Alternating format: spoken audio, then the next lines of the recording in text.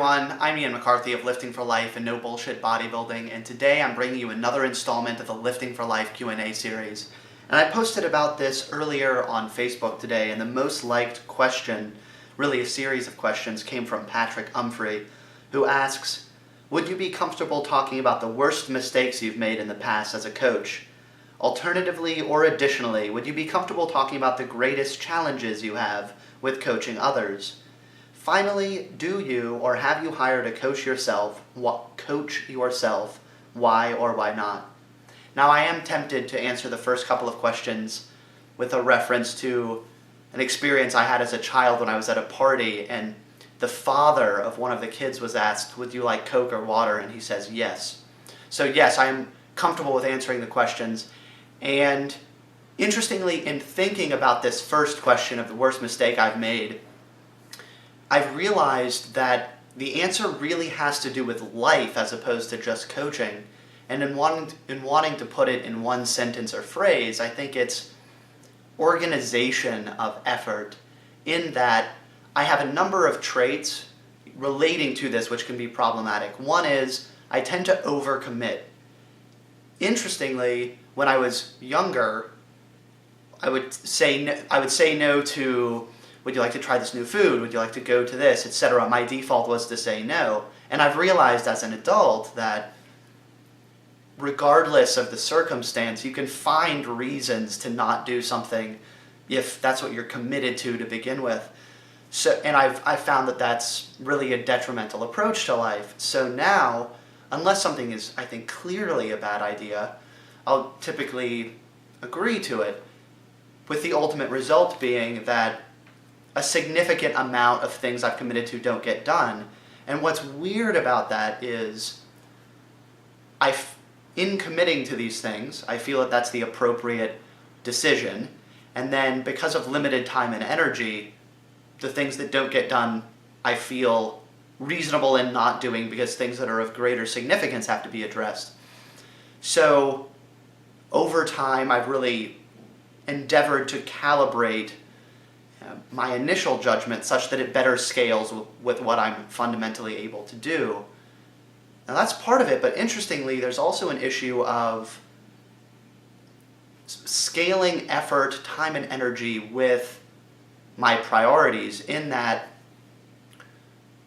I can get caught up. The phrase that comes to mind is majoring in the minors. And this is an accusation that's made of me online with regard to my training style and things like this.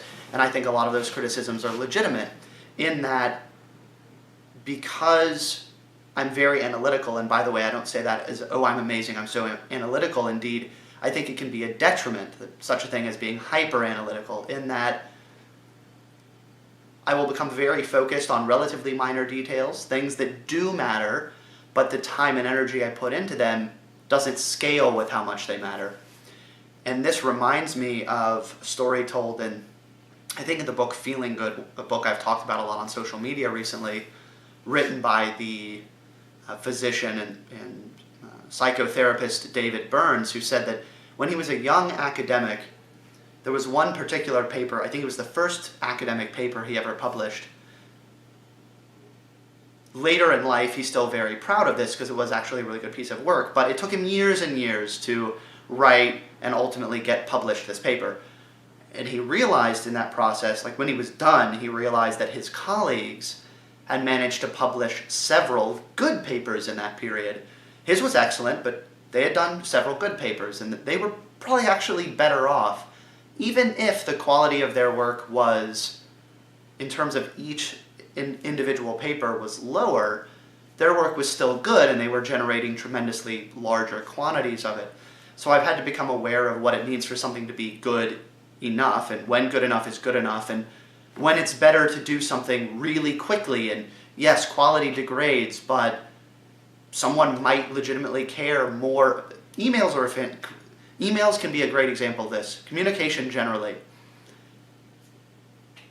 Very often, and I'm tempted to say vast majority of the time, people prefer promptness of response to receiving a fantastic thesis in a text message. And I just didn't get this in the past. And fortunately, this is something I've been able to deal with.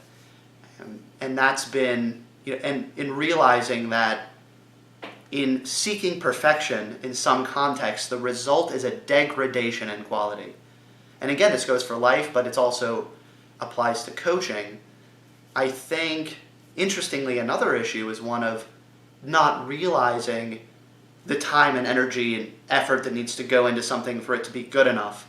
So I think there's a risk, and I, in my experience, have gone in both directions, of putting too much time and energy into some things, and then that's time and energy that doesn't go into things that are more important, and both can be detrimental. I think that's probably, barring an hour-long discussion of just that issue, that's probably adequate. To the question of specifically difficulties I've had in working with people, gosh, that sounds interesting.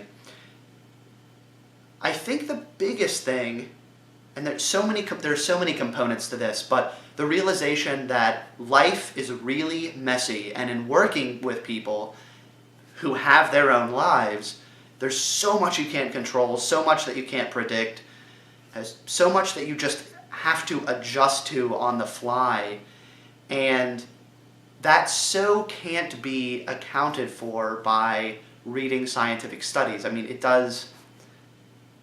Interestingly, the literature on psychology I have found is often more practically applicable than exercise science literature, in that you really better understand behavior and how to respond to different behaviors, etc. Whereas, interestingly, over time, I've felt increasingly that the influence of the scientific literature on coaching in terms of generating muscle gain and fat loss, etc., is much less than I used to believe. Knowing about the glycemic index and how often you should have protein and how often you should train a muscle, etc., is of practically no significance when you have someone who is really just consistently struggling to adhere because they live with their family, and their family comes from a culture where there's an expectation that they eat whatever the family is preparing, and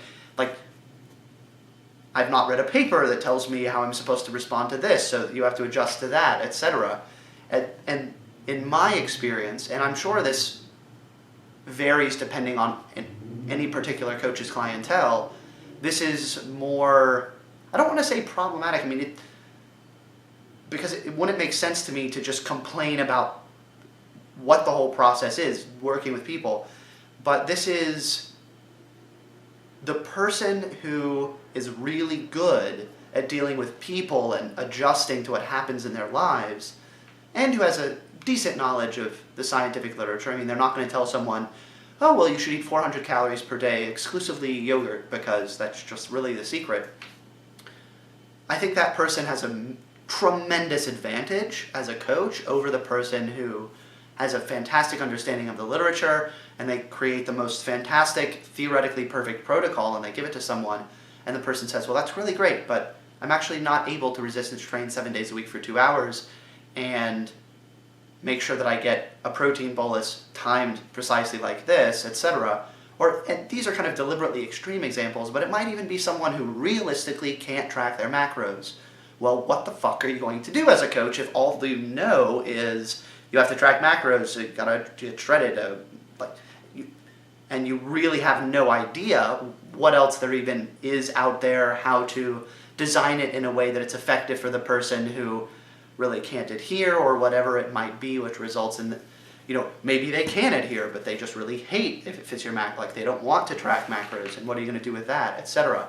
So I've definitely had, a lot of this has been general, but to speak to specific examples, I've had folks where they clearly want progress really quickly, and that's antithetical to my feeling that we need a period to figure out what they respond to, and we want something sustainable. Sometimes, you have to know where to meet the client. Sometimes, I don't want to start by saying sometimes the client's wrong, but sometimes you're really wrong and you need to go to where the client is. Sometimes their expectation of what they desire to do is wrong in the sense that it's going to generate a negative outcome, it's really going to be unsustainable, etc. And they need to come to you. Typically, you need to meet in the middle. And if that's, I think everyone develops a system, and this, once again, is so much more broad than coaching. People have their worldview of what the entire world is, like like how this even got here. They have their philosophy of how they approach, structuring their day, how they value work, how they approach it, what they think it means to be happy, etc. And then in the context of coaching, even if you just take evidence-based coaches who advocate flexible dieting, there's Variance. I mean, I know, thinking of individual people, and I'm not going to name them, and this isn't any criticism of them, but I know some of them who, and this is just within the scope of evidence-based coaching, folks who are much more in the camp of just tracking macros. I know people who are a lot more flexible. There are people who are a lot more precise with nutrient timing, etc. There are people who might not say that doesn't mean anything, but it's much less significant. And this is already within a much smaller part of the broader industry, and there's a lot of variance there. So what that means is if the IFYM guy is met with a client who's tried this and they can't adhere, it doesn't make them happy, whatever it might be, and they say, this isn't going to work, then this coach either adjusts to that effectively or they just will fail as a coach. And there was, full disclosure, there was definitely one instance in which I didn't adjust appropriately to what a client wanted, and there just wasn't enough time. Like I had my system in place. I perceived things as going well, given my expectation of the initial period in working with them. And then they brought it up that they were really seeking clear weight loss initially, and there wasn't enough time for me to adjust. And ultimately, they didn't re-sign, and I think that was most likely a result of they weren't losing weight right out of the gate immediately. So I'm quite willing to acknowledge that I failed in that case, and the failure was, I have this system, it's worked in all these cases, and I think it's good. Indeed, I still think it's good generally, but the issue was in not maybe having a really clear discussion early on of what was expected, or that probably would have been the way to go, and more clear communication of how are you feeling about this, like are you satisfied right now, etc. And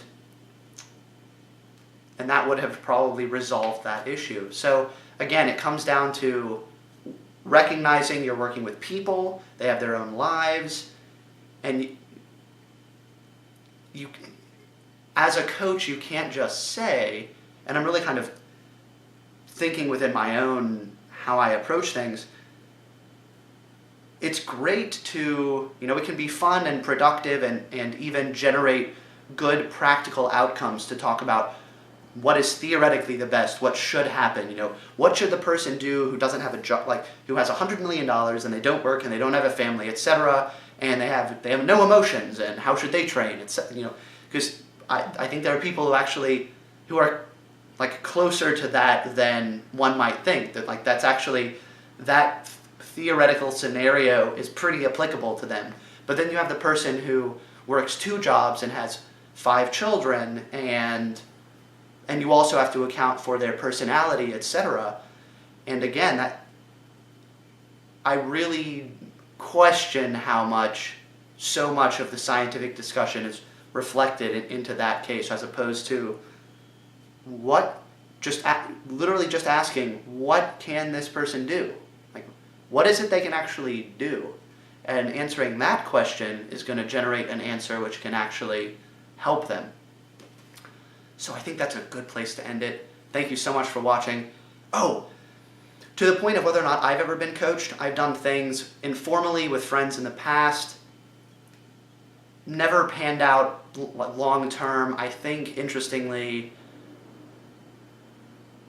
I tend to think I'm closer to the end of the spectrum of being fundamentally not a good client, not coachable, not even really in a negative sense, but more so the primary determinant of what I'm able to do is how much it's important to me and how much I care. I actually don't feel more constrained, or more motivated to do something if I've said to someone else, I'm going to do it, because if I find myself in a situation where I've said I'm going to do it, but then my best judgment once I get there is, ooh, actually this isn't a good idea, yes, I will feel bad and I will certainly apologize to that person, etc. But ultimately the determinant is going to be my priorities, where I am, what matters to me, etc. So, as an interesting example, I have cut over the past, this is almost exactly 8 weeks, and I've gotten leaner than I expected, and I'm actually, just in the past 2 weeks, this cut has really clicked and has been really productive, and I'm kind of just thinking about cutting as long as it's as long as the benefits seem to be worth the cost. And that's just me. I felt like my training wasn't really coming along, and I wanted to clearly make progress, so I'm like, all right, I'll train my arms every day and I'll cut. And I might have an advantage if I were to hire a really smart, really knowledgeable person who would basically be able to help me on the technical side, because that's what I thrive off of, which goes back to the point of where is the individual, what can they do, etc. But in terms of the accountability aspect, it's like, as if I write, I actually have it here, these are the things I'm going to do today, I feel really bad if I don't do them. And that's just me saying basically to myself, I'm going to do this. So I think, once again, that simply reinforces the importance of understanding the individual and how they work. So maybe it would even be not just talking about me and like whether or not I would be a good client, but more fundamentally, would it be a good option for me to have a coach? Maybe the answer is no. So yeah, thank you, Patrick. I really appreciated the questions. This came out more, I was able to include more informative and actionable content, I think, than I was originally sensing was going to happen. So thanks so much. If you found any value in the video, please do like it. Please do subscribe if you haven't already. Comment below. Let's see. Question of the day.